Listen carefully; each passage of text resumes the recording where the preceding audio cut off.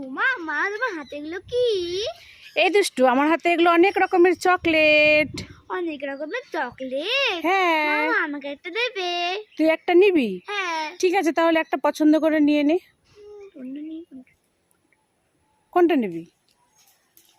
আরে নে আমি একটা। এই চকলেটটা নেব। এই চকলেটটা নিবি? হ্যাঁ। ঠিক আছে। উমা মা, ভাই দেখলে তো কানবে, ভাই জন্য একটা নেব। ভাই দেখলে কান্না করবে? হ্যাঁ। ভাইয়ের জন্য নিবি? হ্যাঁ। ঠিক আছে, নিয়ে নে। ছাতা চকলেটটা নিবি? হ্যাঁ। ঠিক আছে।